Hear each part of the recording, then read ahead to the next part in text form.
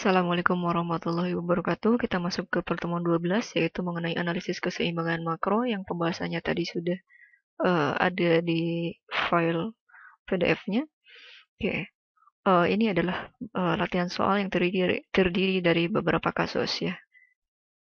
Oke, ini kasus model dua sektor. Kasus pertama, misalkan kita punya persamaan konsumsi dalam satu negara. C sama dengan 100 tambah 0,8 Y dan investasi otonomusnya adalah 200. Berapakah besarnya Y atau output dan C keseimbangannya? Oke, AE atau aggregate expenditure atau output atau pengeluaran sama dengan C konsumsi ditambah investasi ya, investasi. Berarti 100 tambah 0,8 Y ditambah I-nya 200. Sehingga didapatkan AE-nya persamaannya 300 tambah 0,8 Y. Oleh karena itu, Y-nya bisa diketahui, karena ini keseimbangan, Y sama dengan AE, Y sama dengan 300 tambah 0,8 Y. Kita tuntaskan yang satu jenis dulu, Y dikurangi 0,8 Y, sama dengan 0,2 Y, 300. Ya, Y-nya berarti 300 bagi 0,2 hasilnya Y-nya adalah 1.500. Nah, outputnya sudah diketahui sebesar 1.500, maka C-nya bisa dicari ya. C sama dengan 100 tambah 0,8 Y. 100 ditambah 0,8 kali 1.500. 100 ditambah 1.200, C-nya sama dengan 1.300. Loh, kenapa? Kan katanya keseimbangan, kenapa? Y-nya tidak seimbang, ini 1.500, ini 1.300. Di sini ada selisih 200, kenapa? Karena 200-nya masuk ke investasi otonomus ya. Oke, nah misalkan fungsi IO atau investasi otonomusnya bertambah 50 unit, maka kita dapatkan IO barunya menjadi 250. 250 ini didapat dari IO yang awal tadi 200 ditambah 50 kenaikan ya, jadi 250. Sehingga bisa diketahui di sini AE satunya persamaan barunya gitu ya, C ditambah I1 ya, 100 ditambah 0,8 Y ditambah investasi yang baru 250 ya. Berarti kita tuntaskan 100 tambah 250, 350 tambah 0,8 Y. Oleh karena itu, Y satunya bisa diketahui, Y1 sama dengan AE. Y1 sama dengan 350 tambah 0,8 Y1. Y1 kurang 0,8 Y1, 0,2 Y1. Ini 350, berarti Y1-nya 350 bagi 0,2 sama dengan 1.750. Dengan demikian, kita dapatkan perubahan outputnya, delta Y-nya sama dengan Y1 yang ini dikurangi Y yang awal. 1.750 dikurangi 1.500, maka di sini ada kenaikan positif 250. Nah, penambahan investasi otonom sebesar 50, karena tadi dinaikkan, mengakibatkan output keseimbangan naik sebesar 250. Oke, sekarang misalkan fungsi IO-nya dikurangi atau berkurang 50 unit, maka IO menjadi 150 ya, 200 dikurangi 50 ya. Jadi 150, maka diketahui persamaan baru AE1 sama dengan C tambah I1. 100 tambah 0,8 Y ditambah 150, 250 tambah 0,8 Y. Oleh karena itu, Y1-nya bisa diketahui. Y1 sama dengan 250 tambah 0,8 Y1 ya. Y1 kurangi 0,8 Y1 sama 0,2 Y1 sama dengan 250. Y1 sama dengan 250 bagi 0,2. Y1 sama dengan 1.250. Nah, kalau dikurangi gitu ya. Di sini ada perubahan. Y1-nya jadi 1.250 dikurangi 1.500. Di sini ada perubahan negatif 250. Pengurangan investasi otonomus sebesar 50 mengakibatkan output keseimbangan turun. Nah, kalau IO-nya dikurangi, ternyata output keseimbangannya juga turun sebesar 250. Ya. Nah, di sini kita akan mengenal yang namanya angka multiplier. Artinya, setiap perubahan 1 unit pengeluaran otonomus yang tadi IO menyebabkan 5 kali lipat perubahan output atau AE atau Y. Ya, di sini kita dapatkan MPC-nya dari persamaan yang awal 0,8, yang ini ya, ini adalah MPC. Oke, maka angka multiplier-nya bisa dilihat.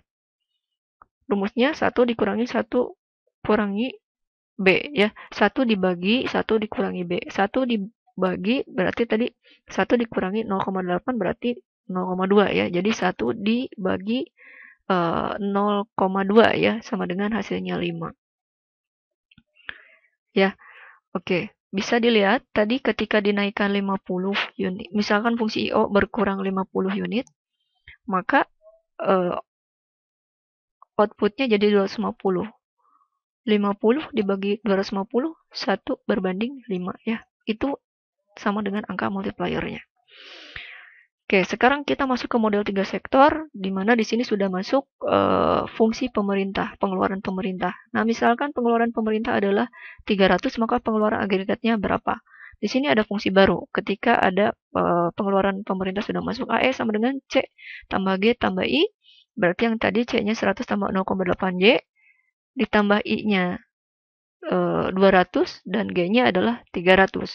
Kita tuntaskan jadi AE-nya 600 tambah 0,8Y. Maka kita dapatkan Y-nya. Y sama dengan 600 tambah 0,8Y. Y kurangi 0,8Y, 0,2Y. Sini 600, berarti Y-nya sama dengan 600 bagi 0,2, hasilnya adalah 3000. Maka ketika Y-nya didapatkan, kita bisa mencari angka C-nya, konsumsinya.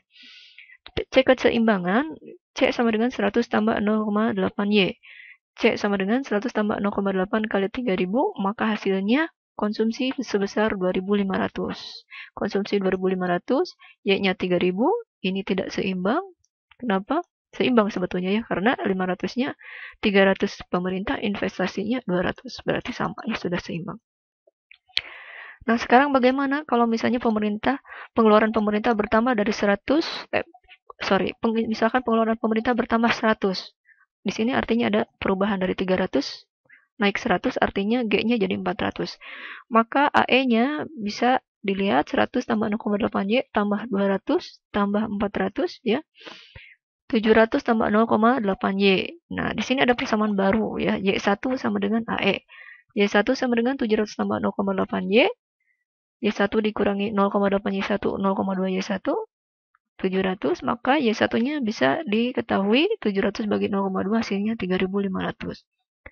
Nah, kita lihat delta Y-nya, Y1 kurangi Y, 3500 dikurangi 3000. Ternyata ketika ada kenaikan pengeluaran pemerintah sebesar 100, itu terjadi kenaikan output juga sebesar 500.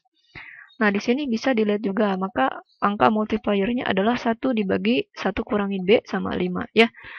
Naik 100, outputnya naik 5 kali lipat. 100 kali 5, 500 ya. Berarti 1 berbanding 5. Nah, sekarang kita masuk ke 4 sektor.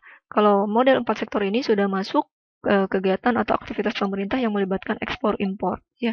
Nah, dengan persamaan yang sama yang tadi yang sudah-sudah, ini sudah masuk ekspornya sebesar 75 dan impornya sebesar 25. Maka agregat expenditure-nya kita ketahui ya, C tambah 1 tambah C tambah I tambah G tambah X kurangi M.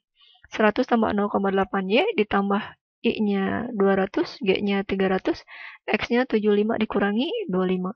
Berarti 650 ditambah 0,8Y.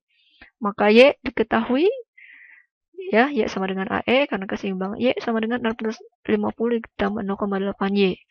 Y dikurangi 0,8Y, 0,2Y sama dengan 650, maka Y sama dengan 650 dibagi 0,2, hasilnya 3250 ya.